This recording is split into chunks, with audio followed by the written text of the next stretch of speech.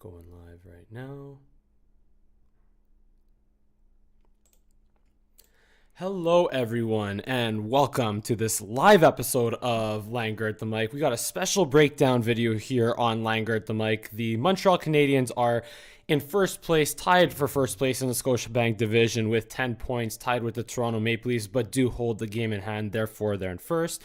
And we have 4 days off between the previous Montreal Canadiens game against the Vancouver Canucks this past Saturday, the 5-2 win, and the Canadiens' home opener against the Calgary Flames on Thursday. So I got inspired to mediate this debate that I saw on Habs Twitter on my timeline. And honestly, like, you'd think that this is a really crazy question to ask. But it's been a debate pretty much all day on my timeline, like I said. And this is even a point that got raised from the last game. So let's get right to it. Should Shea Weber be on the power play? In this video, we'll talk about, or in the stream, we'll talk about the case for, we'll talk about the case against, mostly the case against, to really get into why, there's thought out there why Weber should not be on the power play. And then we're going to talk about the bottom line.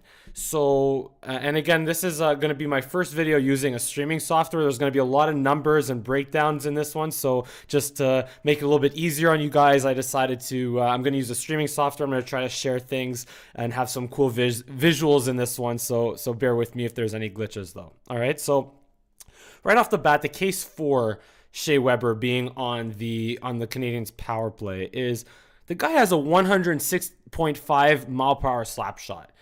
I believe it's the record for hardest shot in the NHL. I think it's like over Zdeno Chara, but yeah, 106.5 mile per hour slap shot. And that poses a tremendous threat to opposing penalty kills and defenses. It draws coverage, it creates openings, and Shea Weber has 95 career goals on the power play, 214 power play points, and he has 5 seasons of 10 plus power play goals and I think 20 plus points in his first 10 years in his career. And of course, he's the captain, and he has a power play goal this year. So again, just, that's the obvious. There's a lot of obvious reasons why Shea Weber should be on the Habs power play. And yeah, just that, that's why you'd lead to think, why should he not be on the power play? Well, we'll get into that. All right. So we'll get into that a little bit right now.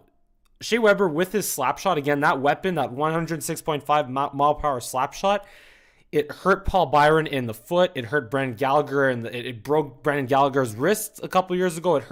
It almost feels like it hurts more players. It's more effective at hurting people than scoring goals. It feels that way. And he did score a goal this year again, although that was on a bit of a broken play more than his slap shot or a one-time slap shot. But again, here's the thing though. Shea Weber's production on the power play has declined since his first year as a Montreal Canadian. I'm going to bring this up right over here. So as you could see, like I said, he had multiple seasons of 10 plus goals, 20 plus points on the power play.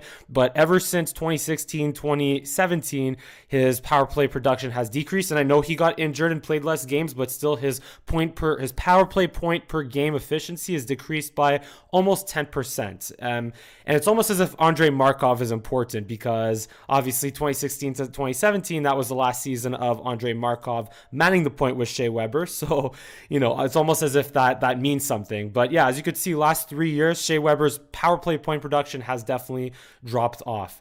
And what was I going to say? In terms of, and then also there are the claims that Shea Weber turns the puck over. I'll move this back out of the way.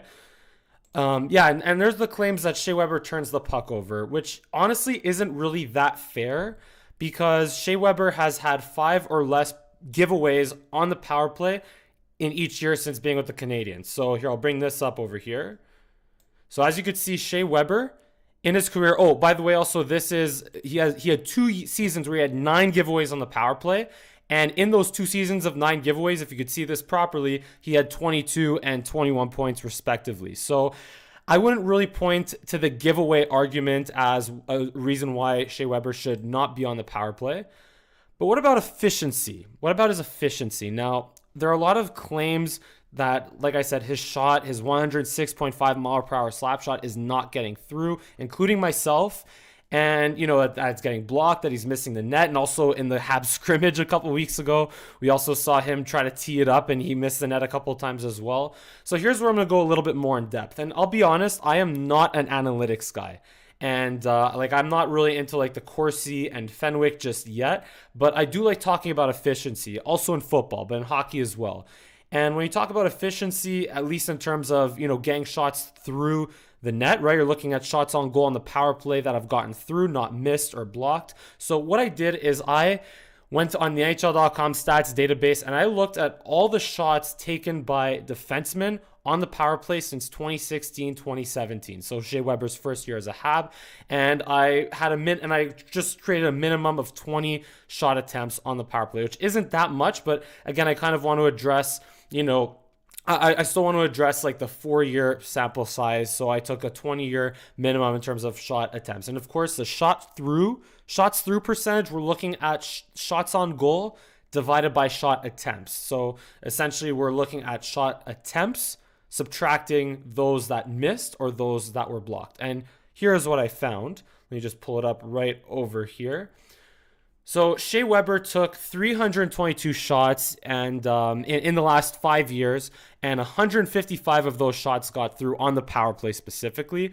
And that gives him a 48% shots through power play percentage. Again, that's why I have it up over on this side, so you can see it and you don't have to understand by me saying it. But anyway, that puts him 61st among 147 defensemen in the last 5 years. Again, minimum of 20 shot attempts. And the league average was 47.2%, and the league median was 46.9% in those 5 years. So Shea Weber is above average in that regard, at least over the last 5 years. And something else that's kind of interesting here, I also looked at a couple of names that are interestingly above Shea Weber. So just to compare. So if you look at names at players that are above Shea Weber right here, you got Kevin Shattenkirk, Rasmus Dahlin, Roman Josi, Alex Pietrangelo, Ryan Ellis, Drew Doughty, and Torrey Krug are all examples of really good defensemen that play a lot on the power play and that are good at getting pucks through the net.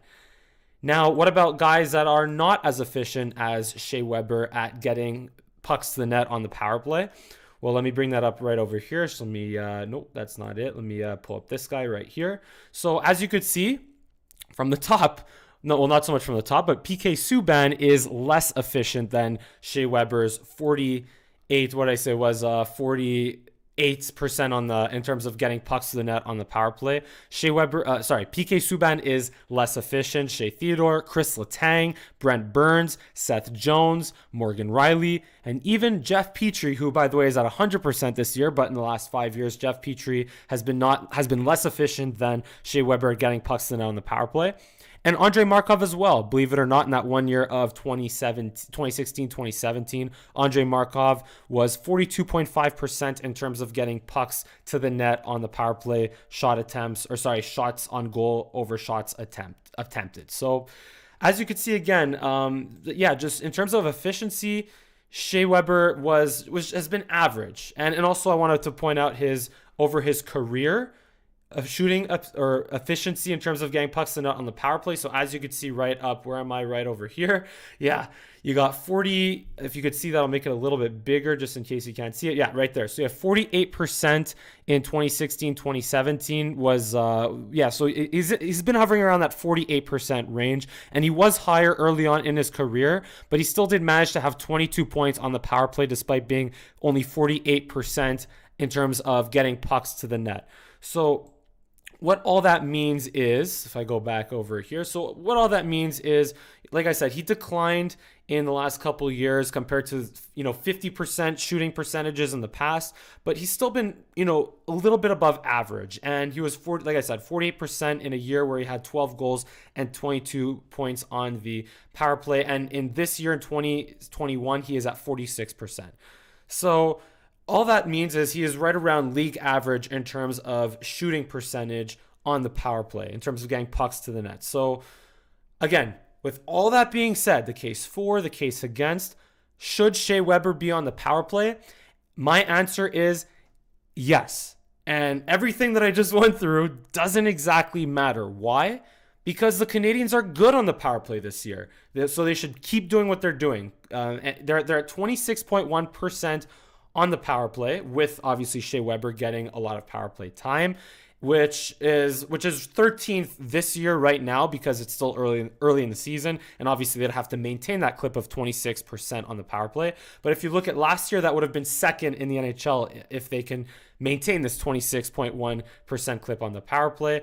And also that is a significant improvement of over the 15.2% output from the last 2 years, where the Habs have had the second worst power play over the last 2 seasons. And also there is a bit of inflation there because the 1-for-9 output against the Canucks the other night is kind of gets inflated because Tyler Myers got ejected and they got a goal, but I think that goes down as 1-for-3 attempts there instead of like 1-for-2 or 1-for-1. But either way, the power play this year is good because Weber is not the only threat. His slap shot is not the only threat on the power play. And also, by the way, Shea Weber is still playing at 57.6% of the Canadiens' power play ice time.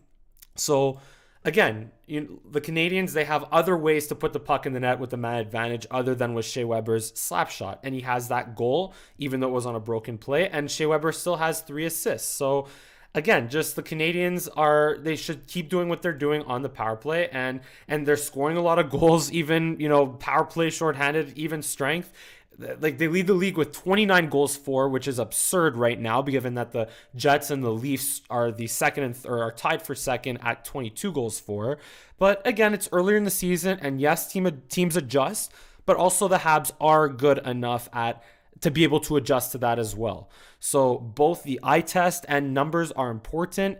And, the good news is, that the bottom line is that Shea Weber is not the only threat that the Montreal Canadiens have with the man advantage. They have Tyler Toffoli, Nick Suzuki, even Kotkaniemi, Tatar, Gallagher, Anderson, even Corey Perry, right? Romanov doing a good job manning the point, Petrie doing a good job manning the point. So they have multiple options, and they've done a really good job this year so far at using all of those options. And again, even though there was that one goal by Tatar, a really nice pass by Romanov that was off a breakout, not so much an in-zone play. But again, the bottom line is still the Canadians are doing what they should be doing on the power play and scoring at a clip of 26%.